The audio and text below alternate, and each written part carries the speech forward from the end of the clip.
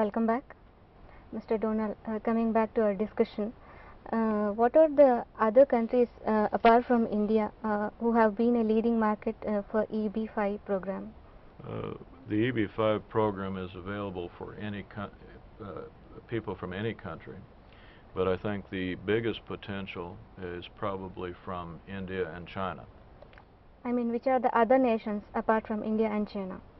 Oh, that are potential investors? Yeah. Probably mostly Asian countries. South Korea, I think there's potential in Japan, Malaysia, but mostly Asian countries.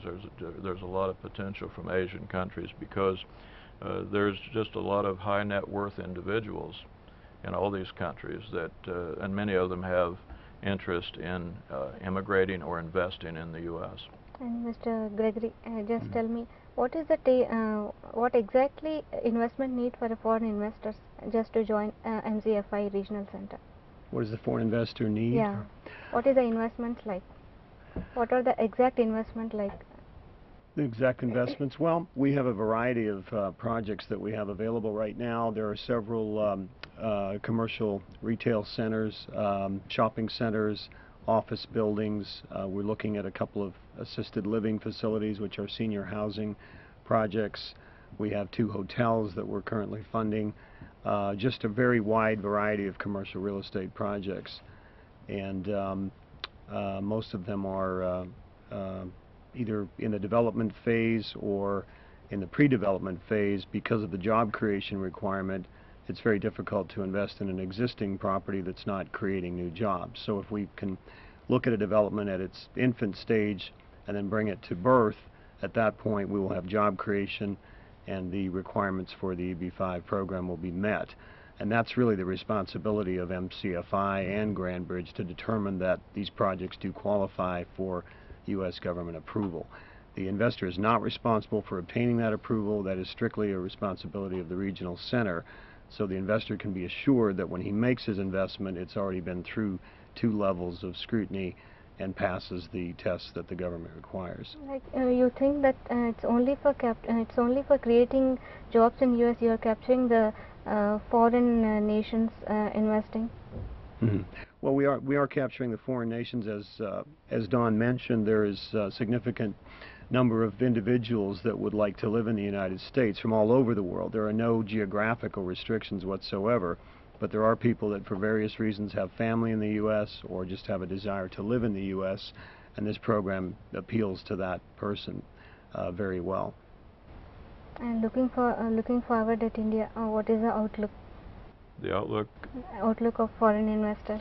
I think it's very attractive. Our visit to India, this visit was mainly exploratory to see what the interest would be from various people in India, and it's been a great deal of interest. It's going to take a certain type of individual, as Mr. Solomon said, that has certain interests, certain requirements. Maybe they have family, maybe it's education, for example. This program would be very attractive to someone that had children and they wanted to have them educated in the U.S. And as you probably know, if you're from outside the U.S., you have to pay very high tuition rates because you're outside the U.S. But with a green card, you get the same tuition requirements that children I would have, having been a U.S. citizen, would be the same rate. So there would be a great deal of saving for education through the EB-5 program. There's many other reasons. It's all individual. Not everybody is going to be interested. It's not going to apply for everyone. But there is, I believe, a certain number of people from India that this program would be very good for. And we're looking for, America is a melting pot of many nations and many cultures. And what we're really looking for is quality families that would be interested in relocating and not only making this initial investment, but coming and starting businesses or being a productive member of society too. And we think that if they take a hard look at the whole U.S. and they look at the advantages of different areas over other areas, we think they'll find that our area is very attractive for them for many reasons. And Mr. Gregory, ending up with you, what is the scenario that you are looking at from Indian real estate market as a company? From the Indian real estate Yeah. market? Well, we can discuss that in several different ways. Quite frankly, there are a lot of Indian companies right now seeking a U.S. presence, and that's one thing we've learned since we've been here. Many companies, actually including Chandra Copper from Mumbai, they have a presence in Kentucky now. They have acquired a copper company in Kentucky, and we're finding that a lot of the Indian companies want to either expand into the United States or at least have a presence so that they can have more of a global interface and a global presence. And so we see that as an opportunity. For example, an Indian investor could in fact invest in his own company that would be coming from his country if he so chose through one of these EB-5 investments. We are looking right now into Chandra's operations in Kentucky. They will be creating roughly 100 jobs, and those 100 jobs would qualify and allow them to raise $5 million of capital. So that capital may in fact come largely from India.